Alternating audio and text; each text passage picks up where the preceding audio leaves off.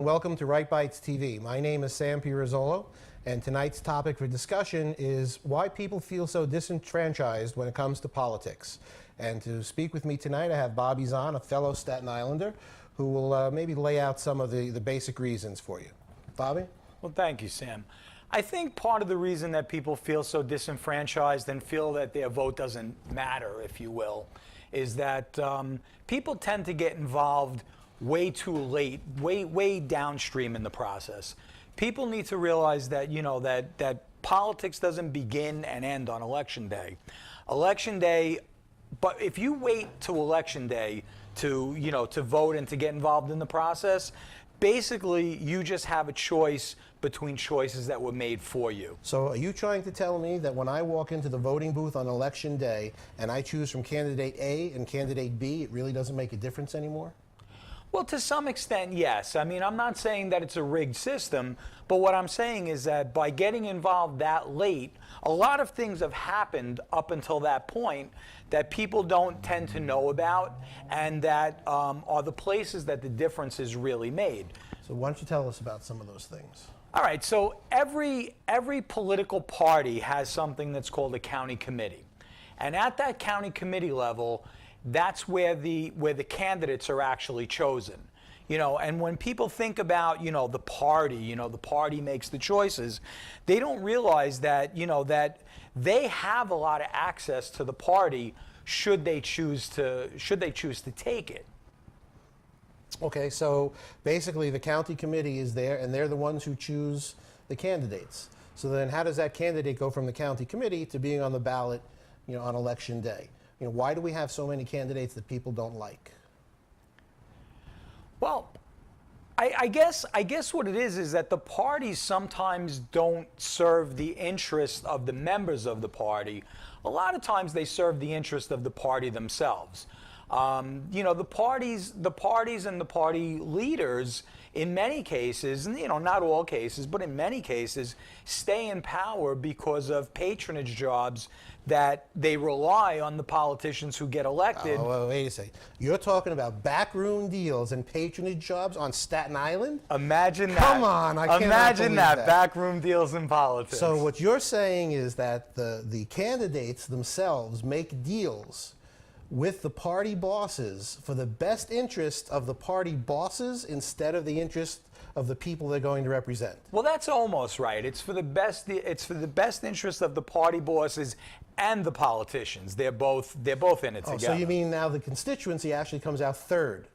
Well, less. probably not third, but like probably a few steps God. Behind third. Yeah, absolutely. Yeah. All right. And how do people fight this? What can they do to make sure that we don't have people running for office that we don't like? Well, what they need to do is they need to get involved way further upstream in the process. And the best place to get involved is at the county committee level. Like, as I said before, every party has committeemen positions. And normally the way that you become a committeeman is that you normally either go to the chairman of the party, if you know the chairman, or if you know a friend who knows the chairman, and you kind of say like, hey, I want to be a committeeman. But when you do that, you basically give up all your independence because you're getting permission to be a voice within the party. There's another way to go about it. It's a little bit more difficult, but it's certainly something that's doable, and that's to petition your own way on. And, that's something that we've done in Staten Island. I've done it in the Republican Party, I've done it in the Conservative Party, and I like to call it being an independent party member.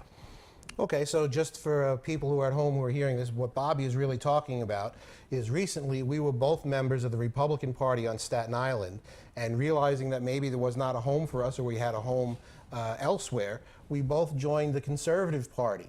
But we certainly weren't welcome in the Conservative Party because we're bringing radical ideas such as free thinking, independence, running a candidate who believes in conservative values. So what we actually had to do is we had to create a petition that had my name on it, that had Bobby's name on it, that had several other hundred people that were joining with us to do this, and we had to walk door to door to get our own signatures because the Conservative Party certainly would not back us. And after that election, a great number of us got on, and we're moving forward. So that's just one of the things that people can do. And where does it go from there? Well, I'd like to just back up, because that basically sounds like rocket science, what you just said. That sounds like something that, you know, that people just can't do. And that's really not true. When we talk about walking door to door, we're talking about that county committee members serve in each election district. Now, to give you an idea how big an election district is, within an assembly district, which in Staten Island there are 4 assembly districts, and within each assembly district there are 75 or 80 election districts. So each election district, give or take, you know, in a place with a decent population, is basically about 4 blocks by 4 blocks. So these are your friends and neighbors. Now, in order to qualify for the ballot, you have to get 5% of the people who live in that district. Now, as a conservative, there may be 20 people in that district. That means that you have to get 1 signature. So walking may be as much as asking your wife as she passes you in the hallway on the way to dinner to sign the petition for you. Provided your wife is a conservative. Provided that your wife is a conservative. That's exactly right. Now, if you happen to be a Republican, you're going to have more, you know, it's a bigger party, you're going to have more people. You might have 200 people there. To get 5% of 200 people, you need 10.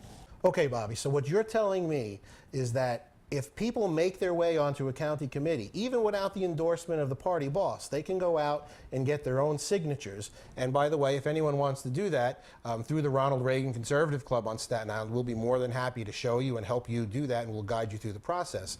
But people can actually go to a county committee meeting and they can say, we would rather nominate candidate A instead of candidate B to run for an elected office because, let's say, candidate A represents more of our values. Yeah, so we can force that conversation. Yeah, that's correct. The way the process works is that each party has an executive committee, and the executive committee is the one who you know, makes the nomination, but they have to present that nomination to the county committee, and it has to be ratified. Now, generally speaking, you know, they're always ratified.